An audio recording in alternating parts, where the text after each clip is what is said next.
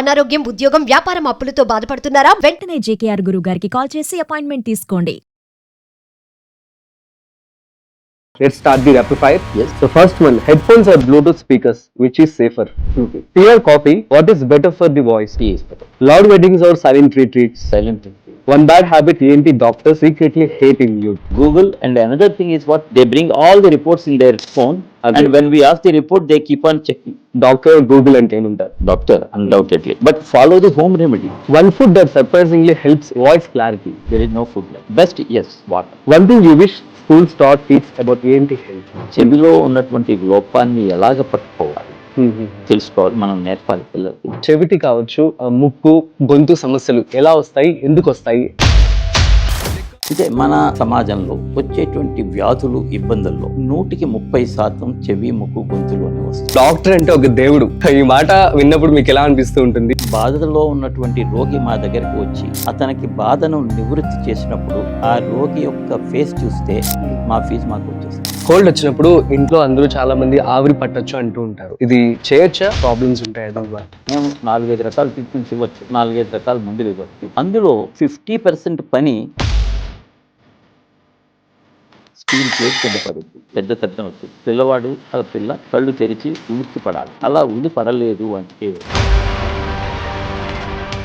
నేను స్మోక్ చేయట్లేదు, మా ఫ్రెండ్స్ అందరూ చేస్తారని అంటే అది కూడా ఈక్వల్లీ కాదు, ఇంకొద్ది ఎక్కువ డేంజర్ అని చెప్తారు.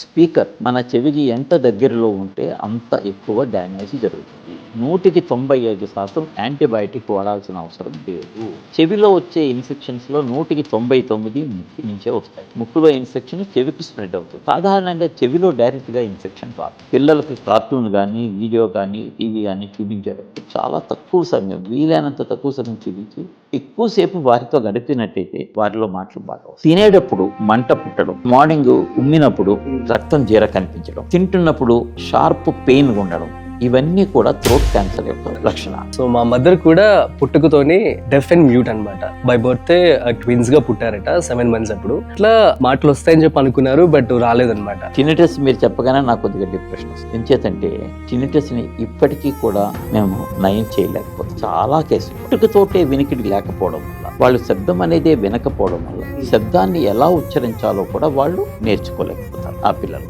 అటువంటి సందర్భంలో వాళ్ళు ఒక చిన్న పాపకి మాటలు రావట్లేదు, ఆపరేషన్ చేశాము, తర్వాత 6 నెలల తర్వాత వాళ్ళ దగ్గరికి వచ్చి బాగా మాట్లాడుతుందండి పాప అంటూ తీసుకొస్తే పాప మనతో మాట్లాడినప్పుడు వచ్చే ఆనందం ఇంత అంత కాదు. హాయ్, హలో, నమస్తే, వెల్కమ్ టు సుమన్ టీవీ. నేను మీ రాజీవ్ పసుపులేటి. సో అందరికీ డాక్టర్స్ డే శుభాకాంక్షలు. సో ఇవాళ డాక్టర్స్ డే సందర్భంగా మనము ENT specialist doctor K Meghnath గారిని తీసుకురావడం జరిగింది. తను MS in ENT, at the same time తను ఆల్మోస్ట్ 700కు పైగా కాక్లియర్ ఇంప్లాంట్ సర్జరీస్ చేయడం జరిగింది. అదేవిధంగా తను ప్రజెంట్ మా ENT హాస్పిటల్స్ మేనేజింగ్ డైరెక్టర్ గా ఉన్నారు. సో తన మాటల్లోనే సో ప్రస్తుతం మనం చూస్తున్నటువంటి సో చెవి, ముక్కు, గొంతుకు సంబంధించినటువంటి ఎటువంటి జాగ్రత్తలు తీసుకోవాలి, ఎటువంటి ప్రాబ్లమ్స్ మనం ఫేస్ చేస్తూ ఉంటాం, అసలు చెవిటి కావచ్చు లేదంటే ముక్కు, గొంతు సమస్యలు ఎలా వస్తాయి, ఎందుకు వస్తాయి, ఈ విషయాలన్నీ కూడా మనకి చెప్పడానికి మనతో ఉన్నారు. సో వారి మాటల్లోనే పూర్తిగా సమాచారం అడిగి తెలుసుకునే ప్రయత్నం చేద్దాం. So let's start. So hi sir, నమస్తే. నమస్తే, ఎలా ఉన్నారు సార్? అవునానండి, thank you Rajiv. So thank you so much sir for coming. It means a lot. ముందుగా మీకు డాక్టర్స్ డే శుభాకాంక్షలు. Thank you very much. So doctor అంటే ఒక దేవుడు. ఈ మాట విన్నప్పుడు మీకు ఎలా అనిపిస్తూ ఉంటుంది? అసలు మీ యొక్క సక్సెస్, ఎంజాయ్మెంట్ అంటే ఏం చెప్తూ ఉంటారు? అంటే మనం ఒక బాధలో ఉన్నటువంటి రోగి మా దగ్గరికి వచ్చి అతనికి బాధను నివృత్తి చేసినప్పుడు ఆ రోగి యొక్క ఫేస్ చూస్తే మా ఫీజు మాకు వచ్చేస్తుంది. అవునా?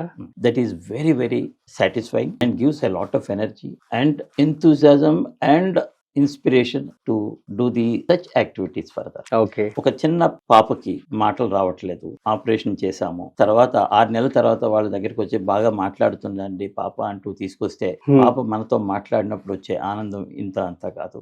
Okay, phenomenal. Great sir. So మరి సక్సెస్ ని ఎలా ఎంజాయ్ చేస్తున్నారు అంటే ఏం చెప్తారు? ఆల్మోస్ట్ 99.9% సక్సెస్ఫుల్ గానే ఉంటాయి. We enjoy it. But occasionally ఒక్కొక్కసారి మనం చేయలేని పరిస్థితులు, ముఖ్యంగా క్యాన్సర్ విషయంలో ఓకే. కొన్ని క్యాన్సర్ కేసెస్ మనం కంప్లీట్ గా క్యూర్ చేయలేకపోతాము, అప్పుడు కొద్దిగా బాధ అనిపిస్తుంది. కానీ but next patient again a successful patient చూడగానే మనం ఓకే. సో ప్రస్తుతం మనం చూసినటువంటి సమాజంలో చెవి, ముక్కు, గొంతుకు సంబంధించి ఎటువంటి సమస్యలు మీరు ఎక్కువగా చూస్తూ ఉన్నారు? అంటే మన సమాజంలో వచ్చేటువంటి వ్యాధులు, ఇబ్బందుల్లో 130% చెవి, ముక్కు, గొంతులోనే వస్తాయి. ఓకే. ముఖ్యంగా ముక్కు, అక్కడి నుంచి గొంతు. ఇది చాలా తరచుగా మనం చూస్తూ ఉంటాము. ఓకే. మనకందరికీ తెలిసినదే కామన్ కోల్డ్ అంటాము.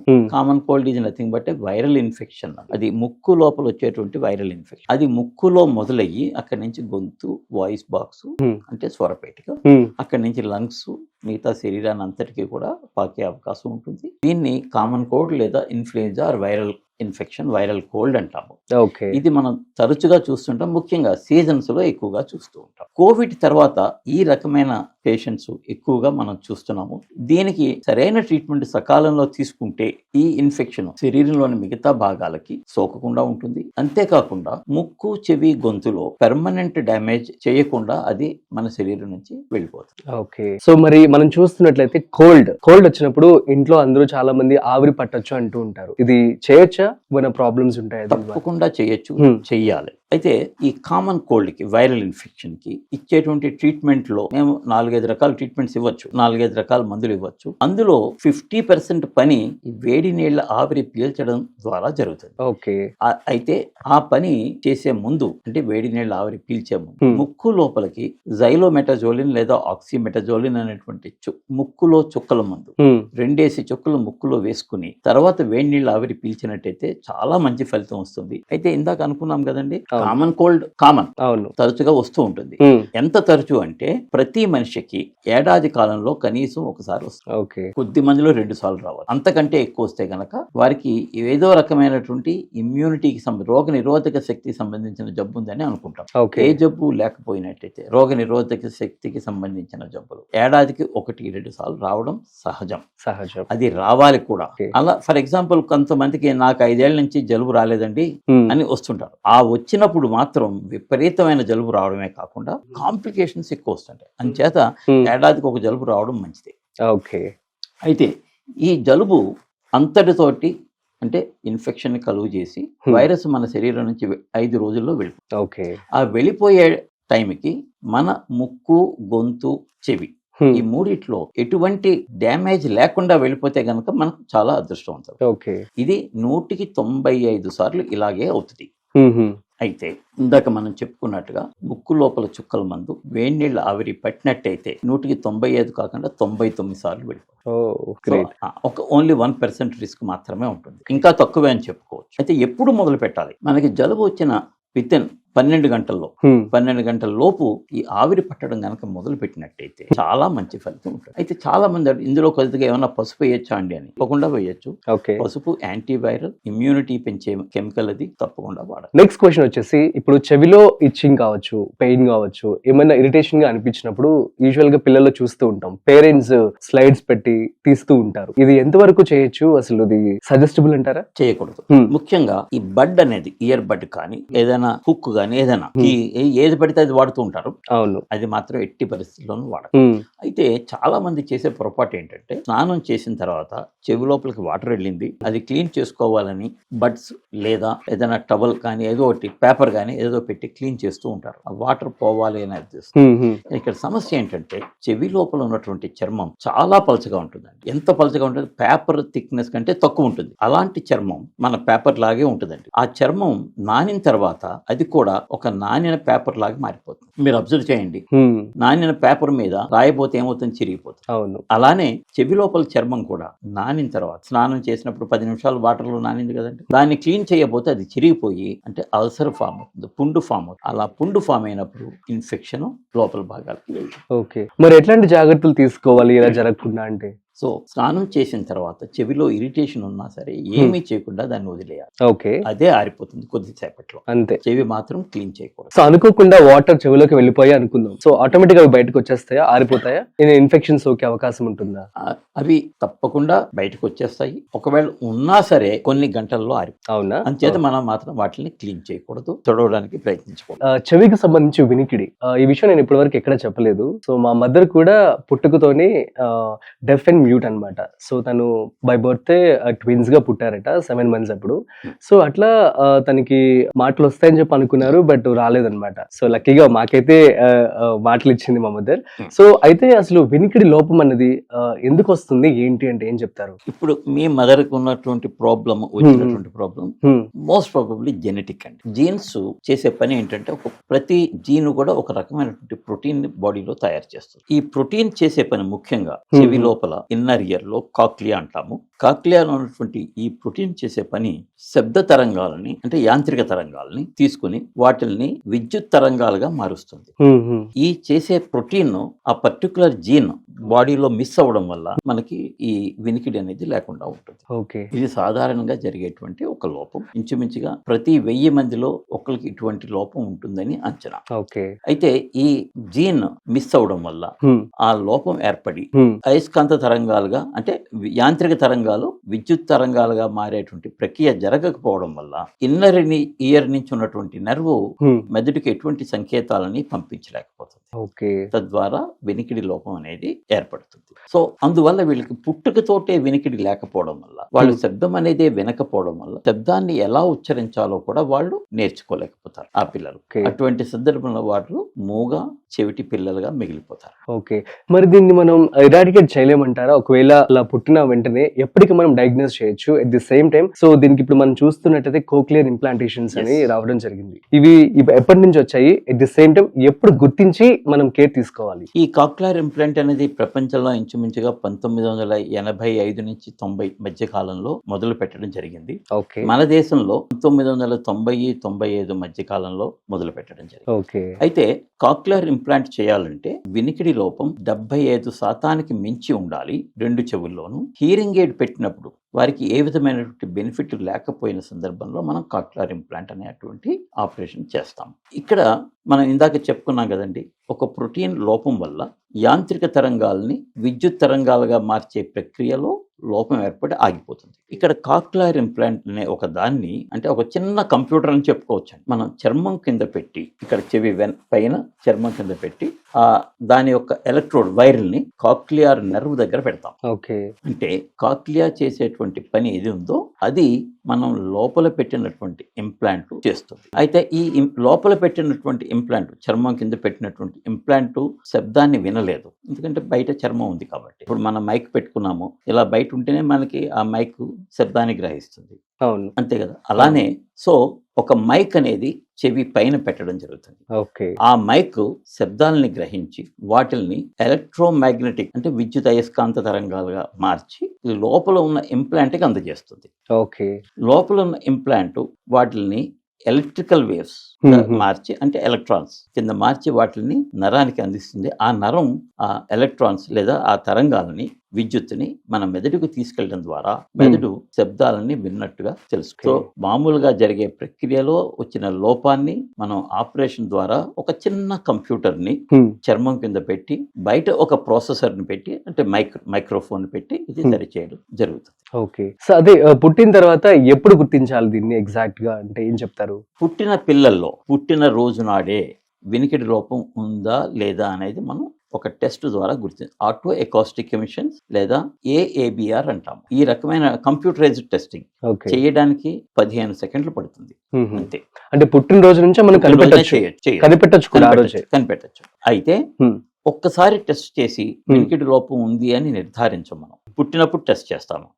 పాస్ అయితే అంటే నార్మల్ రిపోర్ట్ వస్తే ఇంకేం చేయక్కర్లేదు. ఒకవేళ ఫెయిల్ అయితే ఏదైనా చిన్న చిన్న లోపాల వల్ల ఫెయిల్ అయింది, టెస్ట్ రిజల్ట్ సరిగ్గా రాలేదనే ఉద్దేశంతో మళ్ళీ 3 నెలల వయసులో ఇంకా అడ్వాన్స్డ్ టెస్టులు కూడా చేస్తాం. చేసి వినికిడి లోపాన్ని 6 నెలల వయసు వచ్చేటప్పటికి మనం నిర్ధారిస్తాం.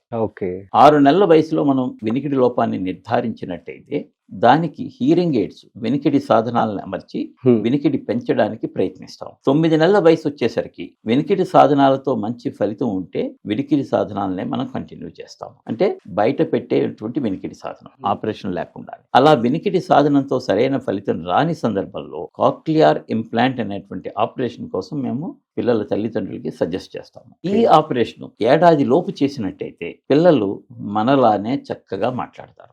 ఈ ఆపరేషన్ 2 చెవులకి చేసినట్టయితే పిల్లలకి 100% వినికిడి లభిస్తుంది. ఒక చెవికి చేసినట్టయితే 50% కాదు 80% వినికిడి లభిస్తుంది. ఓకే, ఒక చెవికి చేస్తే చేసినా కూడా 80% వస్తుంది, 100% రాకపోయినా. 50 కాదు 80% వరకు వారికి వినికిడి ఇంప్రూవ్మెంట్ వస్తుంది. యూజువల్ గా మీరు 2 చెవులకి చేస్తూ ఉంటారా లేదంటే? అది తల్లిదండ్రుల యొక్క బడ్జెట్, ఫైనాన్షియల్ బడ్జెట్. ఓకే, ఒకటైతే తప్పకుండా చేయాలి, 2 చేయగలిగితే మంచిది. ఓకే. అయితే పిల్లలు యొక్క తల్లిదండ్రులు ఎప్పుడు వినికిడి లోపాన్ని గుర్తించాలి.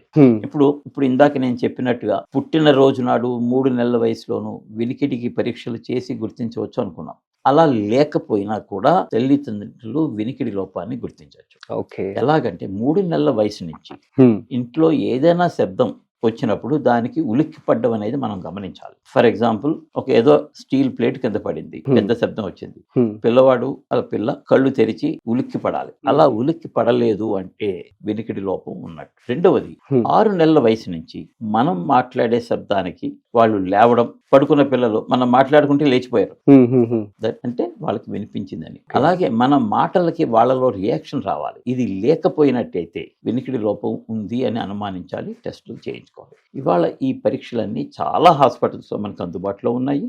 అంటే ఇది పెద్దగా ఖర్చు అయినది కూడా కాదు. కొన్ని హాస్పిటల్స్ అయితే ఈ పరీక్షలన్నీ ఉచితంగా చేస్తున్నారు. ఇప్పుడు మా ఈఎన్టీ హాస్పిటల్లో కూడా ఏడాది వయసు వరకు చిన్న పిల్లల్లో వచ్చే వినికిడి పరీక్షలు మేము ఉచితంగా నిర్వహించడం జరుగుతుంది. Great sir. సో నెక్స్ట్ వచ్చేసి దీనికి ఖర్చు ఎంత అవుతుందంటే ఏం చెప్తారు? దీనికి ఖర్చుతో కూడుకున్న వ్యవహారం ఇది. ఎందుకంటే ఇప్పటి వరకు కూడా ఈ కాక్లియర్ ఇంప్లాంట్ అన్ని మనం దిగుమతి చేసుకుంటున్నాము.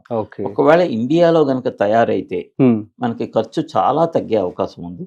అడ్వాన్స్డ్ ఇంప్లాంట్ అయితే దగ్గర 15 లక్షల వరకు ఉంటుంది. బేసిక్ ఇంప్లాంట్ 6-7 లక్షలు ఉంటుంది. ఈ మధ్యలో కూడా రకరకాల మోడల్స్ మనకి అందుబాటులో ఉన్నాయి. ఏ ఇంప్లాంట్ అంటే అడ్వాన్స్డ్ ఇంప్లాంట్ చేసామా బేసిక్ చేసామా అనే దానికంటే ఎంత తొందరగా ఇంప్లాంట్ చేసామన్నదే ముఖ్యం. చాలా మంది తల్లిదండ్రులు తెలియక ఇంకొద్దిగా ఒక 6 నెలలు ఆగి డబ్బులు పోగు చేసుకుని అడ్వాన్స్డ్ ఇంప్లాంట్ చేద్దామని అనుకుంటారు. కానీ వాళ్ళందరికీ నేను ఇచ్చే సలహా ఏంటంటే, కాదు, మీరు ఎంత తొందరగా చేశారన్నదే ఇంపార్టెంట్. బేసిక్ చేసినా అడ్వాన్స్డ్ చేసినా పెద్ద తేడా తేడా ఉంటుంది. వాయిస్లో వాళ్ళకి వినిపించే శబ్దంలో మెలోడీలో తేడా ఉండొచ్చు, కానీ శబ్దం క్లారిటీలో తేడా ఉంటుంది. ఓకే, అంచేత ఇంప్లాంట్ మనం ఎంత తొందరగా చేసామో, ఎంత చిన్న వయసులో చేస్తే మనం అంత మంచి ఫలితాన్ని పొందుతాం. Okay, great sir. Next question వచ్చేసి, ఇప్పుడు మనం చూస్తున్నాము స్మోకింగ్ చేయడం వల్ల ఊపిరితిత్తులకి ఎఫెక్ట్ అవుతుందని చెప్పి. ఓన్లీ ఊపిరితిత్తులకి ఎఫెక్ట్ అవుతుందంటారా? కానీ ఈఎన్టీ, సో ఇయర్, నోస్ కి, థ్రోట్ కూడా ఇన్ఫెక్షన్, మొత్తం శరీరానికి ఎఫెక్ట్ అవుతుందండి. ఓకే, స్మోకింగ్ లో 2 రకాలు మనకి విష పదార్థాలు ఉంటాయి. కొన్ని హైడ్రోకార్బన్స్. ఈ హైడ్రోకార్బన్స్ వల్ల ఊపిరితిత్తులు అంతేకాకుండా శరీరంలోని అన్ని, అంటే స్మోక్కి తగిలినటువంటి ప్రతి భాగంలోనూ క్యాన్సర్కి సంబంధించిన మార్పులు వచ్చే అవకాశం ఉంటుంది. ఓకే. రెండవ విష పదార్థం ఏంటంటే నికోటిన్. నికోటిన్ వల్ల మన శరీరంలోని ప్రతి అవయవం దెబ్బతింటుంది. అది కన్ను, మెదడు, చెవి, ముక్కు, గొంతు, ఊపిరితిత్తులు, రక్తనాళాలు, గుండె, ఊపిరితిత్తులు, కిడ్నీస్, అన్ని పార్ట్లలోనూ దాని యొక్క ఎఫెక్ట్ ఉంటుంది. అంచేత స్మోకింగ్ తప్పకుండా అవాయిడ్ చేయాలి. ఇంకొక చిన్న నా సలహా ఏంటంటే మన మిత్రులందరికీ చెప్పండి, స్మోకింగ్ కాదు, ప్యాసివ్ స్మోకింగ్ కూడా మీరు అవాయిడ్ చేయాలి. చాలా మంది నేను స్మోక్ చేయట్లేదు, మా ఫ్రెండ్స్ అందరూ చేస్తారండి అంటారు. అది కూడా ఈక్వల్లీ కాదు, ఇంకొద్దిగా ఎక్కువ డేంజర్ అని చెప్పుకోవాలి. అవునా? ఎందుకంటే ఈ స్మోకింగ్ కి, ఈ సిగరెట్ కి ముందు బట్టన్ ఒకటి ఉంటుంది, దట్ హ్యాస్ ఎ ఫిల్టర్ అనమాట. ఆ ఫిల్టర్ ఏం చేస్తుందంటే ఈ హైడ్రోకార్బన్స్ ని బ్లాక్ చేస్తుంది. ఫిల్టర్ చేసేసి నికోటిన్ ని మాత్రమే లోపలికి పంపిస్తుంది. అందువల్ల స్మోక్ చేస్తున్న వాడికి క్యాన్సర్ రిస్క్ కొద్దిగా తక్కువ ఉంటుంది. పక్కన ఉన్న వాడికి బయట పొగ అంతా వెళ్తుంది, వాడికి క్యాన్సర్ రిస్క్ ఎక్కువ ఉంటుంది. So passive smoking is also dangerous. మీ ఫ్రెండ్స్ ఎవరైనా స్మోక్ చేస్తుంటే వాళ్ళతో ఫ్రెండ్షిప్ కట్ చేసుకోవడం మంచిది. Great suggestion, thank you sir. Next, so drinking, మందు, ఆల్కహాల్, సో దీని ద్వారా కూడా ఎటువంటి ఎఫెక్ట్స్ ఉండే ఛాన్స్ ఉంటుంది? Ear, nose or throat. Alcohol వల్ల క్యాన్సర్ వచ్చే రిస్క్ కొద్దిగా తక్కువని చెప్పుకోవచ్చు. అందులోనూ ముఖ్యంగా ఆల్కహాల్ డైల్యూట్ చేసి తాగినప్పుడు క్యాన్సర్ వచ్చేటువంటి రిస్క్ ఇంకొద్దిగా తక్కువగా. ఓకే. అయితే ఆల్కహాల్ వల్ల మొత్తం శరీరంలో దాని ఎఫెక్ట్స్ ఉంటాయి. ముఖ్యంగా బ్రెయిన్ మీద ఎఫెక్ట్ ఉంటుంది, మన పెర్ఫార్మెన్స్ మీద ఎఫెక్ట్ ఉంటుంది, అండ్ హార్ట్, బ్రెయిన్, ఈ రెండింటి మీద కూడా ఎఫెక్ట్ ఉంటుంది. కాబట్టి ఆల్కహాల్ని అవాయిడ్ చేసుకోవాలి. అయితే డైరెక్ట్గా చెవి, ముక్కు, గొంతు మీద ఎటువంటి ప్రభావం లేదనే చెప్పుకోవచ్చు. Okay, fine. నెక్స్ట్ ఇప్పుడు మనం చూస్తున్నాం బయట ట్రాఫిక్ కావచ్చు, లేదంటే DJ sounds and TV volume పెంచేసుకొని, సో ఫర్ ఎగ్జాంపుల్ నైట్ టైమ్స్లో నెట్ఫ్లిక్స్లో మంచి సినిమా వస్తుందని చెప్పి పెద్ద సౌండ్ పెట్టుకొని హెడ్సెట్ యూస్ చేసుకొని వింటూ ఉంటాము. సో దీని ద్వారా ఎంతవరకు మనకి హీరింగ్ డిజబిలిటీ వచ్చే ఛాన్స్ ఉంటుంది, అసలు ఎలాంటి జాగ్రత్తలు తీసుకోవాలి? వీటన్నిటి వల్ల కూడా హీరింగ్ డిజబిలిటీ వచ్చేటువంటి ప్రమాదం ఉంటుంది. అయితే మనం చెప్పుకోవాల్సిందంటే ఏది ఎక్కువ ప్రమాదం, ఏది తక్కువ. టీవీ వాల్యూమ్ ఎక్కువ పెట్టుకొని చూస్తే వచ్చే ప్రమాదం తక్కువ. ఇంచేత స్పీకర్ మనం చాలా దూరంలో ఉంటాం.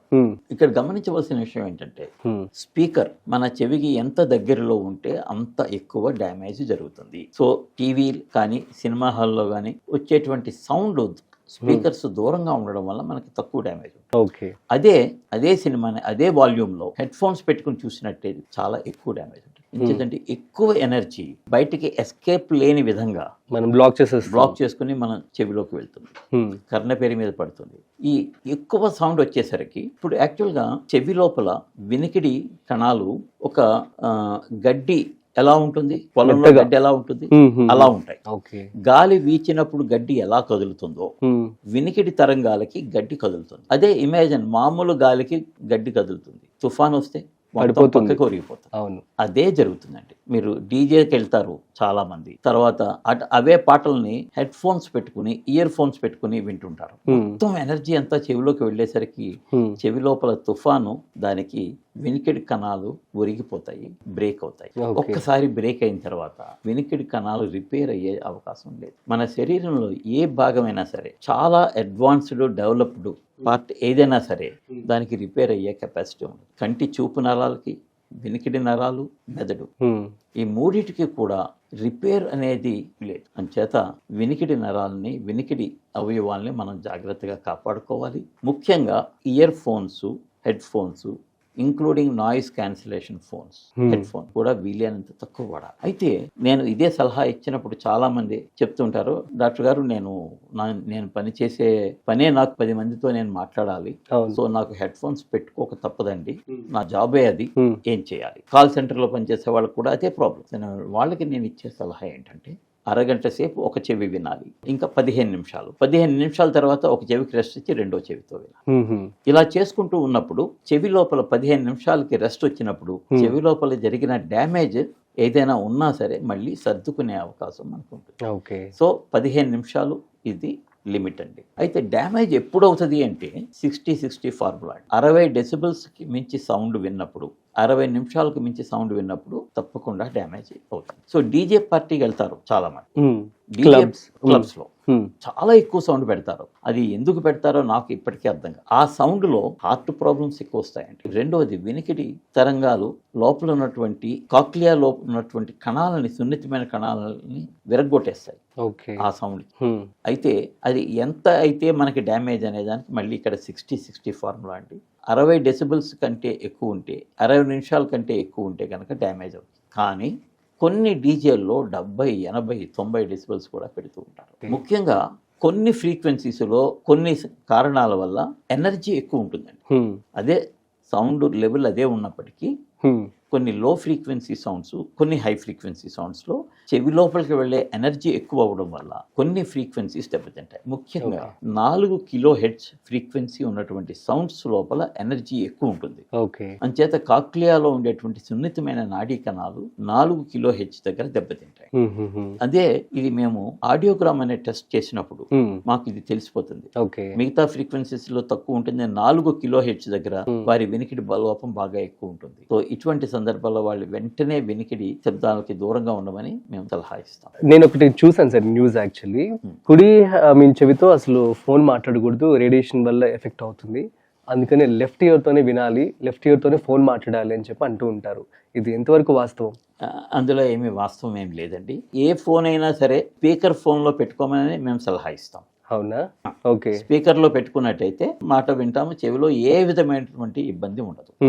మామూలుగా ఫోన్ దగ్గర పెట్టుకుని మైక్రో స్పీకర్ ద్వారా వింటున్నప్పుడు వచ్చేటువంటి ఒక ఇబ్బంది ఏంటంటే, ఈ ఫోన్ తీసుకునేటువంటి మైక్రోవేవ్స్ మన చెవికి దగ్గరలో ఉండడం వల్ల చెవి బయట భాగాల్లో కొంత వేడి పెరిగి కొద్దిగా ఇబ్బంది కలిగే అవకాశం ఉంటుంది.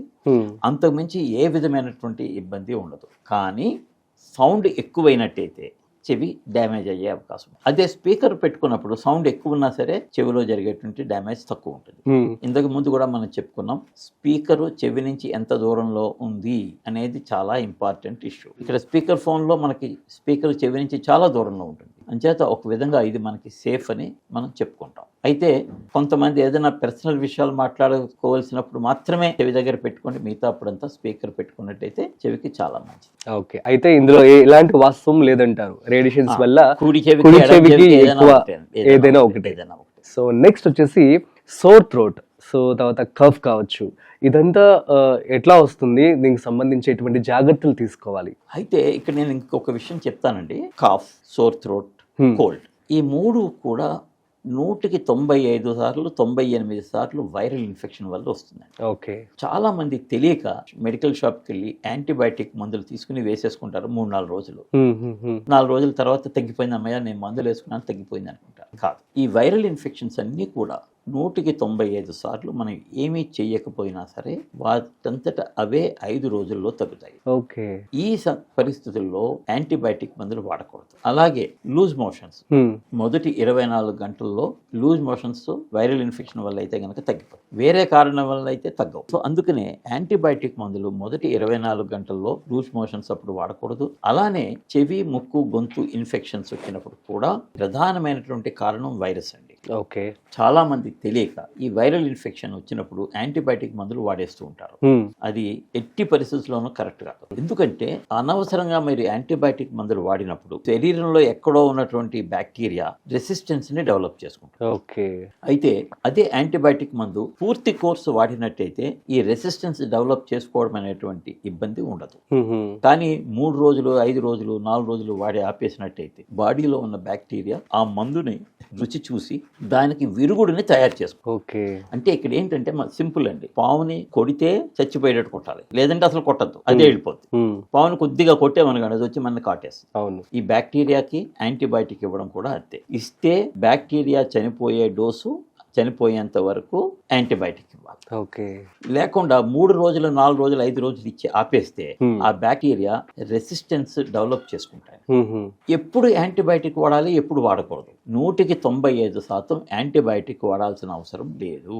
ఓకే, అయితే ఏది వైరల్ ఇన్ఫెక్షన్, ఏది బ్యాక్టీరియల్ ఇన్ఫెక్షన్ ఎలా తెలుసుకుంటాము అంటే ఇక్కడ మనం చూడాల్సింది ఏంటంటే వైరల్ ఇన్ఫెక్షన్ సాధారణంగా లేదా 24 గంటలో ముక్కులో కానీ, గొంతులో కానీ, ఊపిరితిత్తుల్లో కానీ మొదలయ్యి మిగతా చోట్లకు కూడా 24 గంటల్లో పాకుపోతుంది. ఓకే, వైరల్ ఇన్ఫెక్షన్ తో పాటు పూర్తిగా ఫీవర్ ఉంటుంది, మరీ ఎక్కువ ఫీవర్ 102, 103 డిగ్రీలు ఫారెన్హీట్ యావరేజ్ గా తెలుస్తుంది. లో గ్రేడ్ ఫీవర్ ఉంటుంది. తర్వాత వైరల్ ఇన్ఫెక్షన్ తో ఎప్పుడూ కూడా బాడీ పెయిన్స్ ఉంటాయి, అదే బ్యాక్టీరియల్ ఇన్ఫెక్షన్ లో అవి ఉండవు. ఓకే, తర్వాత దగ్గినప్పుడు వచ్చే కఫం తెల్లగా ఉంటుంది, పసుపు రంగులో గాని, ఆకుపచ్చ రంగులో గాని ఉండదు. ఓకే, సో ఇవన్నీ వైరల్ ఇన్ఫెక్షన్ కింద గమనించి కావాలంటే యాంటీవైరల్ మందులు వేసుకోవచ్చు, లేదంటే ఇందాక మనం చెప్పుకున్నట్టు వేడి నీళ్లలో పసుపు వేసి ఆవిరి పీల్చొచ్చు. అలాగే కొద్దిగా పసుపు, కొద్దిగా మిరియం పాలలో కలుపుకుని నీళ్లలో కలుపుకుని తాగొచ్చు. లేదు అనుకంటే చిటికెడు పసుపు, 2 మిరియాలు నోట్లో వేసుకుని మింగినా సరే మన యాంటీవైరల్ గా ఈ 2 కూడా చాలా బాగా పనిచేస్తాయి. అయితే మళ్ళీ చెప్తున్నామండి, యాంటీబయాటిక్ మందులు వాడినట్టయితే అది పూర్తి కోర్సు వాడాలి, మధ్యలో మిస్ అవ్వకూడదు. మిస్ అయితే దానికి ప్రత్యామ్నాయం ఏమిటి అనేది డాక్టర్ని అడిగి తెలుసుకుని అది పాటించాలి. ఓకే, సగం కోర్సు వాడడం ఎట్టి పరిస్థితుల్లోనూ చేయకూడదు. మధ్యలో యాంటీబయాటిక్ మందులు మిస్ అయినట్టయితే గనక శరీరంలో మనం వాడుతున్నటువంటి ఏ బ్యాక్టీరియా కోసం ఇది వాడుతున్నా ఆ బ్యాక్టీరియా ఆ మందుకి రెసిస్టెన్స్ డెవలప్ చేస్తుంది. ఓకే, అంటే కంటిన్యూస్ గా యాంటీబయాటిక్ వెళ్తూ ఉంటే బ్యాక్టీరియా చనిపోతుంది.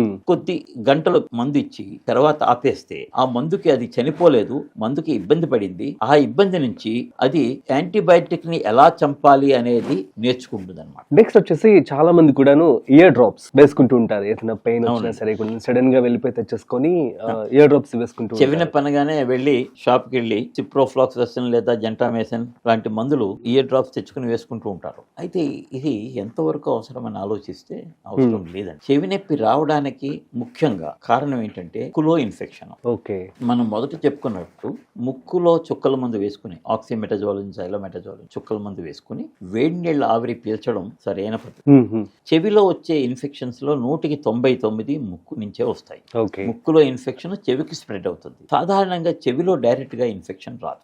అయితే చెవి నుంచి చీము కారడం అనే వ్యాధి ఉన్న వాళ్ళు ఇందాక చెప్పినటువంటి యాంటీబయాటిక్ చుక్కల మందు వాడాలి. అయితే చెవిలో చీము కారడంతో పాటు లేదా చెవి నొప్పితో పాటు చెవిలో దురద ఉన్నట్టయితే, ఇచింగ్ ఉన్నట్టయితే గనక అది ఫంగల్ ఇన్ఫెక్షన్ అని అనుమానించాలి. ఫంగల్ ఇన్ఫెక్షన్ ఉన్న సందర్భంలో యాంటీబయాటిక్ మందులు వాడినట్టయితే ఫంగస్ విపరీతంగా పెరుగుతుంది. ఈ భూమి మీద ప్రతి చోట కూడా బ్యాక్టీరియా, ఫంగస్ ఈ రెండు ఇప్పుడు ఫైట్ చేసుకుంటూ ఉంటాయి. ఓకే. మన శరీరంలో కూడా, మన శరీరం మీద కూడా ఫంగస్, బ్యాక్టీరియా రెండు ఫైట్ చేస్తాయి. మన శరీరం మీద కొన్ని కోటాను కోట్ల బ్యాక్టీరియా ఉంటాయి. ఈ బ్యాక్టీరియా మనని ఫంగస్ నుంచి కాపాడదు. ఓకే. ఇప్పుడు మనం చేసిన పొరపాటు ఏంటి? చెవిలోకి యాంటీబయాటిక్ మందు వాడడం వల్ల చెవిలో ఉన్నటువంటి బ్యాక్టీరియాని మనం చంపేస్తాం. అంటే మనని కాపాడే సెక్యూరిటీని మనమే చంపేస్తే ఫంగస్ విజృంభిస్తుంది. అంచేత యాంటీబయాటిక్ మందులు ఏ కారణం లేకుండా, సరైన కారణం లేకుండా ఎట్టి పరిస్థితుల్లోనూ చెవిలోకి వాడకూడదు. ఓకే.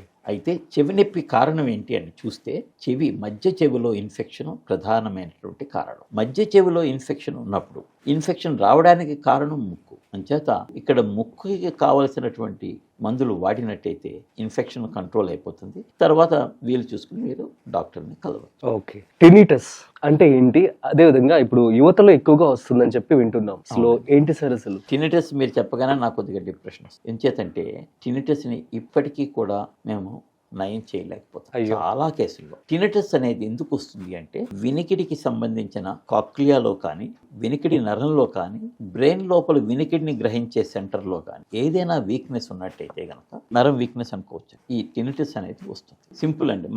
ఇదివరకు మన ఇంట్లో ట్యూబ్ లైట్, చోక్ ఉంటాయి. చోక్ వీక్ అయింది అనుకోండి, సౌండ్ వస్తుంది. అలానే వినికిడి నరం ఎక్కడైనా వీక్ అయినప్పుడు సౌండ్ వస్తుంది. సౌండ్ అంటే ఏంటంటే అండి, ఇప్పుడు చెవిలో నరాలు ఉన్నాయనుకున్నాం కదండి, బ్రెయిన్ లోను మన శరీరం నిండా నరాలు.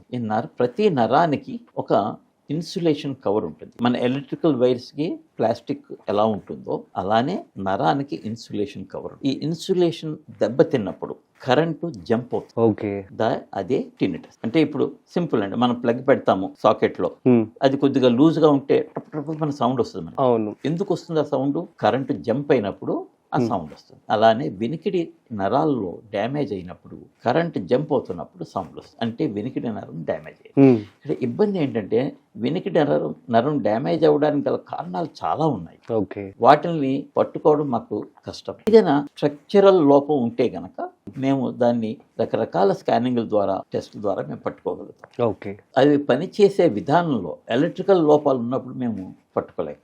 అంటే ఏదైనా బ్రెయిన్ లోపల ఒక ట్యూమర్ వచ్చింది, నరం మీద ట్యూమర్ వచ్చింది, చెవిలో ట్యూమర్ వచ్చింది, ఇన్ఫెక్షన్ ఉంది, స్కానింగ్ చేస్తాము. లేదా ఆ రోగి చనిపోయిన తర్వాత మేము అది కోసి దాన్ని పరీక్ష చేసి నేర్చుకుంటాం. అయితే ఇది ఎలక్ట్రికల్ ప్రాబ్లం.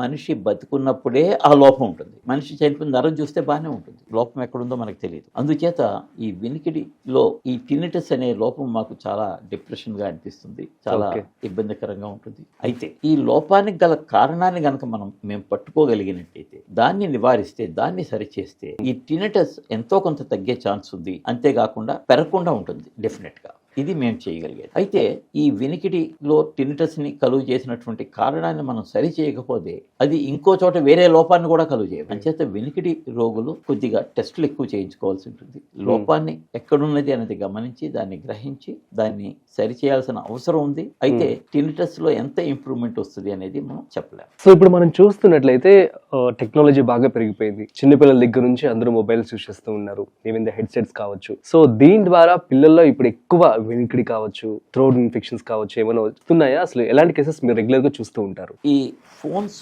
చూడడం వల్ల ఈ వినికిడి లోపాలు కానీ, ఇన్ఫెక్షన్స్ కానీ ఏమి రావు. కానీ పిల్లల్లో మాట్లాడే శక్తి తగ్గిపోయి, ఎలా మాట్లాడాలి అనేది నేర్చుకునే అవకాశం ఉంటుంది. ముఖ్యంగా కొంతమంది పిల్లల్లో, మా పిల్లవాడికి 2 ఏళ్ళు అయింది, 3 ఏళ్ళు అంటే ఇంకా మాట్లాడటం లేదు. అవునమ్మా, సరేనమ్మా, ఏం చేస్తున్నారమ్మా, మీరేం చేస్తున్నారు? నేను సాఫ్ట్వేర్ ఎంప్లాయీ అండి, నేను జాబ్ చేస్తున్నాను, మా హస్బెండ్ కూడా జాబ్ చేస్తాను. మరి రోజంతా పిల్లవాడు ఏం చేస్తాడు అంటే వాడు కార్టూన్లు చూసుకుంటాడండి, ఫోన్ అంతా వాడేస్తాడండి. చక్కగా వాడికి ఏ కార్టూన్ కావాలంటే ఆ కార్టూన్ పెట్టుకుంటాడండి. వాడికే అన్నీ తెలుసండి, కానీ మాట్లాడతాడు. ఎందుకు మాట్లాడటం లేదు? వాడు ఎవరిని చూసి నేర్చుకోవాలి?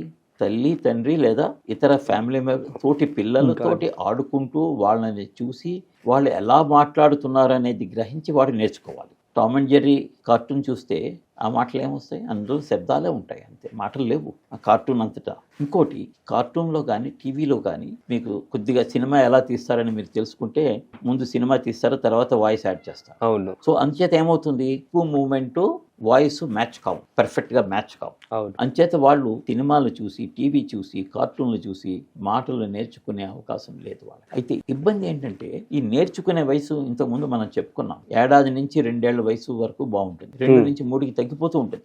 3 ఏళ్లకి మాటలు రాకపోతే తర్వాత మనం ఇవన్నీ సరిచేసినా సరే వారికి మాటలు వచ్చేటువంటి అవకాశం తగ్గిపోతుంది. వచ్చినా సరే తక్కువ వస్తాయి, క్లారిటీ ఉండదు. అంచేత చిన్న పిల్లలకి కార్టూన్ కానీ, వీడియో కానీ, టీవీ కానీ చూపించేటప్పుడు చాలా తక్కువ సమయం, వీలైనంత తక్కువ సమయం చూపించి ఎక్కువసేపు వారితో గడిపినట్టయితే వారిలో మాటలు బాగా వస్తాయి. సార్, సైనస్ కి పూర్తిగా రికవరీ ఉంటుందా? చాలా మంది అడిగేటువంటి క్వశ్చన్ అండి. మాకు పేషెంట్స్ కూడా ఇదే క్వశ్చన్ అడుగుతారు, సైనస్ ఉంది అంటే అయ్యో నాకు సైనస్ అయితే ఇంకా తగ్గదండి అంటారు. లేదమ్మా తగ్గుతుంది, లేదండి మాకు తెలిసిన వాళ్ళు చాలా మంది ఆపరేషన్ చేయించుకున్నారండి అయినా తగ్గలేదండి. ఇక్కడ 2 ఇబ్బందులు ఉన్నాయండి. సైనస్కి సరైన రిజల్ట్స్ లేవు అని పేషెంట్స్ అనుకోవడంలో కొంత నిజం ఉంది. కారణం ఏంటంటే, ఒకటి, సైనస్ రావడానికి ప్రధానమైనటువంటి కారణం ఎలర్జీ. ఓకే. రెండవ కారణం సైనస్ నిర్మాణంలో ఉన్నటువంటి లోపాలు. ఓకే. ఈ రెండిటిని మనం సరిచేసినట్టయితే తప్పకుండా మంచి ఫలితం లభిస్తుంది. So allergy in the sense మనం థింగ్స్ క్లీన్ గా పెట్టుకోవడం అంటే. ఎలర్జీ ఎక్కడెక్కడ ఉందో క్లీన్ చేసుకోవాలి. అయితే ఇదంత తేలిక కాదు. చాలా మందిలో డస్ట్ మైట్ ఎలర్జీ ఉంటుందండి. డస్ట్ మైట్స్ అనేవి చిన్న చిన్న పురుగులు, ఇన్సెక్ట్స్. అవును. ఈ ఇన్సెక్ట్స్ మన కార్పెట్స్ లోను, సోఫాల్లోను, మ్యాట్రెస్లోను, పరుపుల్లోను, పిల్లోస్లోనూ ఉంటాయి. ఎన్ని ఉంటాయంటే కొన్ని లక్షల సంఖ్యలో ఉంటాయి.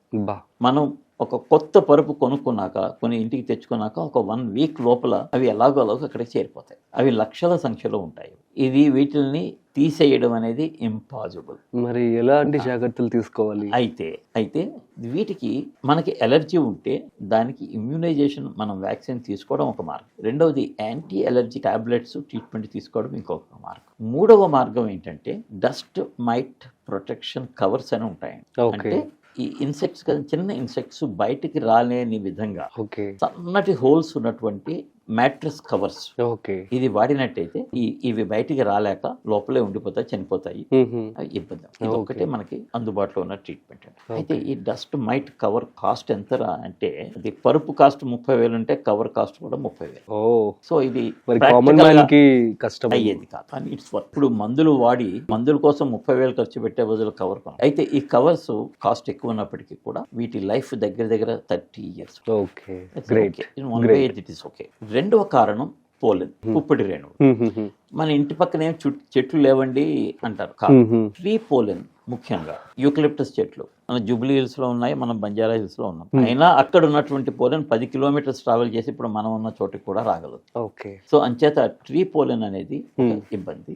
ఇంకా రకరకాల ఫుడ్స్ కూడా కొంతమందికి ఎలర్జీ ఉంటుంది. అయితే ఈ ఎలర్జీని మనం కంట్రోల్ చేయాలి. ఎలర్జీని ఎలా కంట్రోల్ చేయాలి అనేది చాలా పెద్ద టాపిక్, మనం ఇంకోసారి దాని గురించి మాట్లాడతాం. అయితే ఎలర్జీని కంట్రోల్ చేయాలి. ఎలర్జీ ఎందుకు వస్తుంది? ఇది ఒక జన్యుపరమైనటువంటి లక్షణం. అంటే మనలో ఉన్నటువంటి జీన్స్ మారవు కాబట్టి మనకి ఎలర్జీ అనేది మన జీవిత కాలం. అయితే ఒక ముఖ్య విషయము, మనకి మంచిగా అనిపించే విషయం ఇంకోటి ఏంటంటే, ఎలర్జీ అనేది ఒక సైకిల్లో ఉంటుంది. అంటే ఒక 10-12 ఏళ్ళు ఎక్కువ ఉంటుంది, తర్వాత ఒక 20 ఏళ్ళ వరకు ఉండదు, మళ్ళీ ఇంకో 10 ఏళ్ళు వస్తుంది. అందుచేత ఏం చేయాలంటే, మనం ఆ 10 ఏళ్ల సమయం ఎలర్జీ మందులు వాడుకుని ఎలర్జీని సప్రెస్ చేసినట్టయితే సైనస్ క్లియర్ అయ్యి. రెండవ కారణం, సైనస్ నిర్మాణంలో ఉన్నటువంటి లోపాన్ని మేము ఆపరేషన్ ద్వారా మేము సరిచేయాలి. ఇక్కడ ఇంకొక చిన్న సమస్య ఏంటంటే, చాలా మంది పేషెంట్స్ చెప్పేది ఏంటంటే, సార్ మా ఫ్రెండ్ లేదా మా రిలేటివ్ కజిన్ సర్జరీ చేయించుకున్నాడండి, చేయించుకున్న తర్వాత కూడా ఇలాగే ప్రాబ్లం వస్తుందండి. ఇక్కడ చిన్న ఇబ్బంది ఉందండి. సైనస్లు అనేవి ఇంచుమించుగా 30 నుంచి 40 వరకు ఉంటాయి. అన్ని సైనస్లు ఓపెన్ చేసి ఒక మంచి ఆపరేషన్ కనుక చేసినట్టయితే వారికి జీవిత కాలంలో మళ్ళీ సైనసైటిస్ రాదు అని నేను ఘంటాపథంగా చెప్పగలను. కానీ ఎలర్జీకి సంబంధించిన మందులు వాడుకోవాలి. ఇది మా ఈఎన్టీ హాస్పిటల్లో 199 మందికి మేము సైనసైటిస్ నుంచి పూర్తిగా విముక్తి కలుగ చేస్తున్నామని నేను గర్వంగా చెప్పుకోవాలి. Great, super sir. సో ఇక మీరు 700కు పైగా కోక్లియర్ ఇంప్లాంటేషన్ సర్జరీస్ చేయడం జరిగింది. అందులో ఏదైనా ఒక బెస్ట్ మెమరీ కావచ్చు, లేదంటే డిఫరెంట్ కేస్ అంటే ఏమని చెప్తారు? మేము చేసిన ఫస్ట్ ఆపరేషన్ గురించి నేను తప్పకుండా చెప్తానండి. ప్లీజ్. మేము ఆపరేషన్ చేసేటప్పుడు బాబు వయసు 2 సంవత్సరాలు. ఓకే. ఫాదరు మదరు ఒక కిరాణా షాప్ నడిపించుకుంటుంటారు. అయితే 2 సంవత్సరాల బాబు చాలా అల్లరి చేసేవాడు. ఆ అల్లరి చేస్తున్న బాబుని ఒక తండ్రి కానీ లేదా తల్లి కానీ పట్టుకుంటే రెండో వాళ్ళు బిజినెస్ చేస్తారు. ఇంటి పక్కనే షాపు. అయితే ఆ ఊళ్ళో వీళ్ళకి మంచి పేరు ఉన్నప్పటికీ కూడా ఒకళ్ళు పనిలో బాబుని చూసుకోవడంలో నిమగ్నమైపోవడం వల్ల బిజినెస్ సరిగ్గా నడిచేది కాదు, దెబ్బతిన్నారు. అయితే ఎందుకు ఇంత అల్లరి చేస్తున్నాడు అనే దానికి కారణం బాబుకి వినిపించదు. ఓకే. ఈ బాబుకి మేము కాక్లియర్ ఇంప్లాంట్ ఆపరేషన్ చేసిన తర్వాత బాబు చాలా కామ్ అయిపోయాడు, అల్లరి చేయడం మానేశాడు, ఏదైనా ఇస్తే ఆడుకుంటున్నాడు. చక్కగా వైఫ్ అండ్ హస్బెండ్ ఇద్దరూ కూడా బిజినెస్ చేసుకుని బిజినెస్ ఇంప్రూవ్ చేసుకున్నారు. గ్రేట్. వాళ్ళు ఆ ఆపరేషన్ కి అప్పట్లో, ఇది నేను చెప్పేది 20 సంవత్సరాల క్రితం, ఆపరేషన్ కి 7 లక్షలు తెచ్చుకోవడానికి చాలా కష్టపడి తెచ్చుకున్నారు. తర్వాత ఏడాది తర్వాత ఎలా ఉందమ్మా, ఎలా ఉంది బిజినెస్ అని అడిగితే చాలా బాగుందండి, బాబుకి మేము ఇప్పుడు ఏం అక్కర్లేదు, వాడికి ఏదో పుస్తకం పెడితే వాడే రాసుకుంటున్నాడు, ఆడుకుంటున్నాడు, మేము ఇద్దరు బిజినెస్ చేసుకుని మా బిజినెస్ బాగుందండి, మేము ఖర్చు పెట్టిన 7 లక్షలు మేము సంపాదించుకున్నామండి. It's a very very satisfying. And ఆ బాబు ఇవాళ ఇంజనీరింగ్ చేసి and is working in one of the public sector company. It is a very very satisfying moment to see him as an employee in a government organization, and he is contributing to the GDP of the government. Oh, great. Kada country GDP contribute చేస్తున్నాడు. Okay. And he is working in a missile factory. Oh, great. And he is helping us in the defense. Superb. And you are one of the reason for it అని కూడా చెప్పుకోవచ్చు. No, మాకంటే అండి ఈ cochlear implant అని తయారు చేసిన engineers కి మేము వాళ్ళని గుర్తు చేసుకోవాలి. It's their contribution. We're just putting the implant. Great. But they have made it after lot of research. They have created the implant. They are great and we should pay our respect. Super sir, thank you so much for sharing this excellent moment. Next వచ్చేసి throat cancer. So ఇది smoking వల్లే వస్తుంది అని చెప్పి అంటూ ఉంటారు. So దీంట్లో ఎలాంటి జాగ్రత్తలు తీసుకోవాలి, అసలు ఎందుకు వస్తుంది? థ్రోట్ క్యాన్సర్ రావడానికి స్మోకింగ్ ఒక కారణం, ఆల్కహాల్ ఒక కారణం, తర్వాత ఎసిడిటీ ఒక కారణం. ఇవన్నీ కాక కొంత జెనెటిక్ కారణాలు కూడా ఉంటాయి. అయితే ఏ కారణం వల్ల వచ్చినా సరే దాన్ని మొదటి లేదా రెండవ స్టేజ్ లో కనుక దాన్ని మనం కనుక్కున్నట్టయితే దాన్ని పూర్తిగా క్యూర్ చేసే అవకాశం. ఓకే. ఎంత సక్సెస్ రేట్ అంటే ఆపరేషన్ లేకుండా రేడియేషన్ ద్వారా 198 మందికి మనం నయం చేయాలి. Great. It's a very big and good success rate. Okay. అయితే ఈ ఇబ్బందిని మనం వీలైనంత తొందరగా గుర్తించాలి. మొదటి 2 స్టేజ్ల్లో కనుక కనుక్కుంటే మనం మంచి రిజల్ట్. మొదటి 2 స్టేజ్ల్లోనే దీన్ని పట్టుకోవాలి అంటే దీన్ని ఎలా గుర్తించాలి? ఒకటి, మన మాట లోపల స్వరంలో తేడా రావడం, కొద్దిగా బొంగురు గొంతు రావడం. 10 రోజులకు మించి బొంగురు గొంతు ఉన్నట్టయితే అది అనుమానించి, క్యాన్సర్ కాకపోవచ్చు, అనుమానించి దానికి సంబంధించిన టెస్టులు చేసుకోవాలి. ఓకే. అలానే తినేటప్పుడు మంట పుట్టడం, లేదా మార్నింగ్ ఉమ్మినప్పుడు రక్తం జీర కనిపించడం, తింటున్నప్పుడు షార్ప్ పెయిన్ ఉండడం, ఇవన్నీ కూడా థ్రోట్ క్యాన్సర్ యొక్క లక్షణాలు. మెడ లోపల కండలు అంటే గ్లాండ్స్ వాయడం కూడా థ్రోట్ క్యాన్సర్ లక్షణం. ఈ కండలు వాచ్ అయ్యి లేదా గ్రంథులు వాచ్ అయ్యి అంటే మన స్టేజ్ 3లోకి వెళ్ళిపోతున్నాం. ఓకే. అంచేత ఆ స్టేజ్ వరకు ఆగకుండానే ఇంతకు ముందు చెప్పిన లక్షణాలు ఉన్నప్పుడు గొంతు నొప్పి, గొంతు మారడం, బొంగురు గొంతు రావడం, వాయిస్ వాల్యూమ్ తగ్గడం, గొంతులో మంట రావడం, రక్తం జీర కనిపించడం, ఇలాంటివి వచ్చినట్టయితే ఏవో మందులు వాడడం కాకుండా వీడియో లెరింగోస్కోపీ అనే పరీక్ష ఈఎన్టీ వైద్యుల చేత చేయించుకున్నట్టయితే గొంతు లోపల వచ్చే క్యాన్సర్ ని ఎర్లీ స్టేజ్ లోనే మనం కనిపెట్టచ్చు. దాన్ని చిన్న ముక్క తీసి పరీక్షకి పంపించి దానికి రేడియేషన్ ట్రీట్మెంట్ ఇవ్వడం ద్వారా మంచి ఫలితాన్ని మనం సాధించవచ్చు. ఓకే. సో చాలా మంది వాయిస్ మనం చూస్తున్నట్లయితే కొంతమందికి బేస్ ఉంటుంది, అమ్మాయిలకి యూజువల్లీ హై పిచ్ ఉంటుంది, అబ్బాయిలకి లో పిచ్ ఉంటుంది. సో కొంతమంది వాయిస్ బేస్ లో కూడా డిఫరెన్సెస్ ఉంటాయి. ఇవన్నీ పుట్టుకతోనే వస్తాయంటారా, లేదు అంటే దీనికి సంబంధించి ఏమైనా ట్రైనింగ్ చేస్తే మారుతుంది అంటారా? తప్పకుండా మారుతుందండి. కృషి ఉంటే మనుషులు కృషులు అవుతారు. అండ్ ట్రైనింగ్ వల్ల వాయిస్ ని మార్చుకోవచ్చు, వాయిస్ ని ఇంప్రూవ్ చేసుకోవచ్చు. అయితే దీనికి స్పీచ్ థెరపిస్టులు అని ఉంటారు. అవును. అదొక ప్రత్యేకమైనటువంటి కోర్సు. వారి దగ్గర ట్రైనింగ్ తీసుకుని మార్పులు చేసుకునే పాసిబిలిటీ ఉంది. ఓకే. సో పిల్లల్లో వాళ్ళకి వినపడుతుంది కానీ మాట్లాడలేకపోతున్నారు, ఇది ఎందుకని వస్తుందంటారు? పిల్లల్లో వినిపించిన తర్వాత కూడా మాట్లాడలేకపోవడానికి కారణం ఇందాక మనం చెప్పుకున్నట్టు స్క్రీన్ టైం. అంటే అంతే. ఎక్కువ స్క్రీన్ టైం ఉన్నట్టయితే ముఖ్యంగా ఇది చూస్తున్నాం, వాళ్ళు మాట్లాడలేరు. చేత వాళ్ళు ఎవరి దగ్గర ఎవరైనా మాట్లాడుతున్నది చూస్తే నేర్చుకుంటారు. వాళ్ళకి ఎదురుగుండా ఎవరో మాట్లాడకపోతే ఎలా నేర్చుకుంటారు? నేర్చుకునే అవకాశం. అంటే నేను చూసినటువంటి ఒక కేసు, ఒక పాప సో ఆల్మోస్ట్ 6 to 7 years వినపడుతున్నాయి, ఒక 2-3 వర్డ్స్ మాత్రమే అంటుంది, మిగతా ఏవి మాట్లాడలేకపోతుంది. దీనికి రెండవ కారణం ఏంటంటే తెలివితేటలు తక్కువగా ఉండడం వల్ల కూడా ఇలాంటి పరిస్థితి రావచ్చు. ఓకే. మూడవ కారణం ఏంటంటే ఆటిజం అంటాం, అంటే అటెన్షన్ డెఫిసిట్. ఇందులో ఏమవుతుందంటే ఇందాక మనం చెప్పుకున్నా కదండి, మన ఫేస్ చూసి మన పెదాల కదలికలను గమనించి మాటలు నేర్చుకోవాలి. వీళ్ళు ఏంటంటే మన వైపే చూడరు, వారి లోకంలో వాడు ఆడుకుంటూ ఉంటారు. బట్ వాడు చాలా యాక్టివ్ అండి అంటారు. That is a depressing to me. Active అంటే మనతోటి ఉండాలి, వాడంతటా వాడు ఏదో ఆడుకుంటూ ఉంటే he will not learn from us. Okay. మనం అందరము కూడా అండి, మనం చదివి ఒక 30% నేర్చుకుంటాం, టీచర్ దగ్గర నుంచి ఒక 30% నేర్చుకుంటాం, 40% మన పక్కన ఉన్న తోటి విద్యార్థుల నుంచి, స్నేహితుల నుంచి నేర్చుకుంటాం. ఎగ్జాక్ట్లీ. సో ఇక్కడ వీడికి తోటి ఫ్రెండ్స్ తోటి మాట్లాడు, తోటి పిల్లలతోటి కలవడు, వాడంతటా వాడు ఆడుకుంటూ ఉంటే వాడు ఏం నేర్చుకుంటాడు? ఎప్పటికీ నేర్చుకుంటాడు. సో వీళ్ళకి అటెన్షన్ డెఫిసిట్ ని కరెక్ట్ చేయాలి, దానికి బిహేవియరల్ థెరపీ ఇచ్చి వాళ్ళని మార్చినట్టయితే వాళ్ళు చాలా మనలాగే చక్కగా మాట్లాడతారు. అంటే ఆటిజం అనేది రికవరీ చేయొచ్చు అంటారు, థెరపీ ద్వారా రికవరీ చేయొచ్చు. Okay, super sir, thank you so much. చాలా మంచి విషయాన్ని మీరు పంచుకోవడం జరిగింది. రాజు. అండ్ వన్స్ అగైన్ మీకు డాక్టర్స్ డే. అండ్ ఒక చిన్న, మీరు అంత టాపిక్స్ కూడా చాలా సీరియస్ గానే చెప్పడం జరిగింది, సో మీకోసం చిన్న ర్యాపిడ్ ఫైర్ రెడీ చేశాను. తప్పకుండా ఆ క్వశ్చన్స్ మీ మాటల్లో వినాలని చెప్పింది. తప్పకుండా. Let's start the rapid fire. Yes. So first one, headphones or bluetooth speakers, which is safer?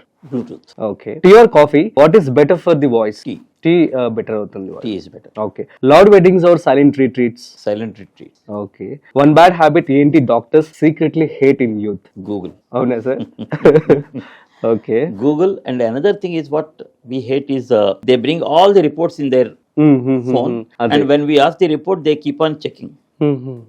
They take 5 minutes to, and after 5 minutes, sir, I'm not able to find the report. అవునా? So Google వల్ల మీకు ఇబ్బంది అయిపోతుంది. And they come with a wrong impression. Google is not 100% correct. Anybody can write anything in the Google. True. That will be there. And Google gives information. It doesn't give knowledge. Okay. Knowledge is different, information is different. True. So they get a lot of information. Unfortunately, they think they are having the knowledge.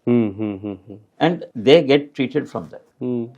And for us to bring them back from that wrong information, wrong knowledge into the track is little difficult. అవును. So అప్పుడు మీరు మంచి class ఇస్తారా? Class ఇచ్చినా కూడా అంత తేలిగ్గా రారు, మేము ఏం చేయలేము. ఇంకా నమస్తే పెట్టారు. నెక్స్ట్, ఇఫ్ ఎవరికైనా ఎయిర్ పెయిన్ ఉందనుకోండి, సో యా అదే మీరు చెప్పింది, డాక్టర్ గూగుల్ అంటే ఏమంటారు? Doctor, undoubtedly, yes. But follow the home remedy. For that, you look at the home remedy in the Google. The issue is Google has a lot of information. Exactly. It has correct information, it has wrong information. True. But the problem is, which is correct, which is wrong? Common man doesn't know. I know what is correct, what is wrong. But both are there in the. So for example, for ear pain, what is to be done is also there in the Google. What is not correct is also there in the Google. So what is correct is you have to, I will put it this way, follow the home remedies of a good website. Okay. Right? So what I suggest every Google people, you see from where you are reading. Like you are reading from an ENT surgeon. Yes, ENT surgeon will never write a wrong in Google. Or a hospital, or National Informatics Bureau, no, they will not write wrong. Okay. But some ex person writes as a comment in one of the for somebody's question. Who is a common man? He doesn't have a knowledge. What he thinks he will write. అవును. And that could be wrong. So all what I tell them is, see from where you are reading in the Google. Who has published that information in the Google? Okay. That is the most. Then you look for the credible information from the Google. Okay, great sir. One food that surprisingly helps voice clarity? There is no food like. అవునా? Best, yes, water. Okay. Water. Hot water. Plain water. Okay. Need not be very cool. Your reaction when someone says it's just a ear bags, no big deal? No big deal. Yes, you can clean yourself. Who sir? Many times patient sir నాకేం problem చెప్పి ఒకసారి clean చేశాను sir అంటారు. Clean చేసిన తర్వాత clean చేయడానికి 500 rupees అండి అంటారు. నేను వాళ్ళకి చెప్పేది ఒకటే, మీ అబ్బాయి చేత క్లీన్ చేయించుకోండి, మీరేం డబ్బులు ఇవ్వక్కర్లేదు. You will get traumatized, get the injured. So it's not చిన్న పని అని కాదు, ఆ చిన్న పని చేయడానికి మేము ఎంత ట్రైనింగ్ తీసుకున్నాం అనేది important. That's what they have to understand. One common myth about ear phones you want to burst right now? Year phone అనేది ఒక చెవిలోనే 15 నిమిషాలు పెట్టుకోవాలి, తర్వాత 15 నిమిషాలు రెండో చెవిలో పెట్టుకోవాలి, Hmm. ఆ తర్వాత మళ్ళీ మొదటి చెవికి రావాలి. Okay. అంటే ప్రతి చెవికి కూడా ఇయర్ ఫోన్ వాడేటప్పుడు 15 నిమిషాలు రెస్ట్ ఇచ్చినట్టయితే అది చెవికి ఎటువంటి ఇబ్బంది ఎఫెక్ట్ లేకుండా ఉంటుంది. One thing you wish schools taught kids about ఏంటి హెల్త్? చెవి ముఖ్యంగా చెవిలో ఉన్నటువంటి లోపాన్ని ఎలాగ పట్టుకోవాలి తెలుసుకోవాలి, మనం నేర్పాలి పిల్లలకి. యాక్చువల్గా మనకి పిల్లల సిలబస్లో హెల్త్ ఎడ్యుకేషన్ అనే టాపిక్ లేదు ప్రస్తుతానికి, నాకు తెలిసినంత. అది ఉన్నట్టయితే మన సమాజంలో ఉండేటువంటి జబ్బులు సకానికి సగం తగ్గి. ఇప్పుడు ఇందాక మనం చెప్పుకున్నాం థ్రోట్ క్యాన్సర్ ని ఎలాగా ఎర్లీగా పట్టుకోవాలి, అది ఎంతమంది తెలుసు తెలియదు. అవును. ఇదే ఈ చిన్న టాపిక్ 6వ తరగతిలోనో 8వ తరగతిలోనో పెట్టినట్టయితే మన అందరికీ తెలిసిపోయి ఉండేది. అవును. అలానే వైరల్ ఇన్ఫెక్షన్ వచ్చినప్పుడు యాంటీబయాటిక్ వాడకూడదు అనే విషయం మనకు పుస్తకాల్లో మేము చెప్తే గానీ తెలియదు, పుస్తకాల్లో లేదు. చిన్నప్పుడు చిన్న పిల్లలు చదువుకునే పుస్తకాలు. అవును. అలానే డ్రైవింగ్ చేసేటప్పుడు ఎడం వైపునే డ్రైవ్ చేయాలి, సిగ్నల్ వస్తే ఆపాలి, ఇలాంటివన్నీ కూడా మనం చిన్న పిల్లలకి కనుక చెప్పినట్టయితే, apart from the science, maths and social, so civics అనేది మేము చదువుకున్నాము, కానీ ఇప్పుడు పిల్లలకి అది సబ్జెక్ట్ లో లేదు. సివిక్స్ రావాలి, హెల్త్ సైన్స్ రావాలి. ఈ రెండు వచ్చినట్టయితే మన హాస్పిటల్స్ మీద ఉన్నటువంటి బర్డెన్ 50% తగ్గిపోతుంది. ఇప్పుడు ఇందాక మనం చెప్పుకున్నాం, చెవిలో వచ్చే ఇన్ఫెక్షన్స్ అన్నిటికీ కారణం జలుబు వచ్చినప్పుడు ట్రీట్మెంట్ తీసుకుంటే దాని నుంచి వచ్చే కాంప్లికేషన్స్ 95% తగ్గిపోతాయి. ఏం ట్రీట్మెంట్ చేయాలి? ఆవిరి, పసుపు, వేడి నీళ్ళు ఆవిరి, ముక్కు లోపలికి చుక్కల మందు. ఈ చుక్కల మందు ఎలా వేసుకోవాలి? 1 or 2 drops ఒక పర్టికులర్ పొజిషన్ లో వేసుకోవాలి. మంచం మీద పడుకొని మెడ వెనక్కి వంచి పిల్లో ఛాతీ కింద పెట్టుకుని చెవి చిన్నం 2 వెర్టికల్ లైన్ లో ఉండే పద్ధతిలో డ్రాప్స్ వేసుకుని 2 నిమిషాలు అలాగే ఉండి తర్వాత లేచి వేడి నీళ్ళు ఆవిరి పీల్చినట్టయితే జలుబు నుంచి, వైరల్ కోల్డ్ నుంచి వచ్చే ఇన్ఫెక్షన్స్ 95% తగ్గి. Okay, super. సార్, ఈ స్టేజ్ వరకు రావడానికి ఒక థ్యాంక్స్ చెప్పాలంటే మీ లైఫ్ లో ఒక ముగ్గురికి ఎవరికి చెప్తారు? ఫస్ట్ మాకు ప్రొఫెసర్స్ అండి, ఓకే, తర్వాత పేషెంట్, వీళ్ళిద్దరే అంతే. అండ్ మాకు సపోర్టింగ్ స్టాఫ్. ఈ సపోర్టింగ్ స్టాఫ్ లేకపోతే కనుక మేము ఏం చేయలేము. ప్రొఫెసర్ మాకు నేర్పించకపోతే మేము ఈ పొజిషన్ లో ఉండేవాళ్ళం. అవును, అవును. మాకు నేర్చుకోవడానికి అవకాశం ఇచ్చింది మళ్ళీ పేషెంటే కదా. మేము అంటే పుస్తకంలో ఇందాక అనుకున్నాం కదండి, ఇన్ఫర్మేషన్, నాలెడ్జ్ అని. పుస్తకంలో చదివితే మాకు వచ్చేది ఇన్ఫర్మేషన్, అది పేషెంట్ ని చూసినప్పుడు అది నాలెడ్జ్ కింద మారుతుంది. నాలెడ్జ్ మాకు వచ్చింది అంటే పేషెంట్, పుస్తకాల నుంచి నాలెడ్జ్. ఓకే, సో ఎప్పటికీ మేము రుణపడి ఉండేది పేషెంట్ కి. Super sir, thank you so much. ఇట్లాగే మీరు మంచిగా సర్వీస్ చేస్తూ ఉండాలని చెప్పి మనస్ఫూర్తిగా కోరుకుంటున్నాము. And it means a lot. So once again మీకు డాక్టర్స్ డే. గైస్, అర్థమైంది కదా. సో ఈఎన్టీ స్పెషలిస్ట్ మేఘనాథ్ గారు చాలా మంచి విషయాలు అయితే మనతో పంచుకోవడం జరిగింది. కాబట్టి ఇక నుంచి సో ఒక్కటి కాదు, నాకు తెలిసి ఈ పాడ్కాస్ట్ లో చాలా చాలా మంచి విషయాలు అయితే చెప్పడం జరిగింది. సో మీ అందరికి కూడా బాగా యూజ్ అవుతుందని చెప్పి అనుకుంటున్నాను. సో మా తరపు నుంచి, సుమన్ టీవీ తరపు నుంచి ఎక్కువ హెడ్సెట్ కావచ్చు, నాయిస్ కావచ్చు, డీజెస్, వీటన్నిటికి కూడా కొంచెం దూరంగా ఉండండి. అట్ ది సేమ్ టైం మీ యొక్క హెల్త్ గురించి మీరు కూడా మంచిగా కేర్ తీసుకుంటే బాగుంటుంది. That's it. సో మరొక ఇంట్రెస్టింగ్ కాంటెంట్ తో మళ్ళీ కలుద్దాం. అంతవరకు చూస్తూనే ఉండండి Suman TV. This is Rajiv signing off. Video నచ్చినట్లయితే like, share and subscribe. Thanks for watching.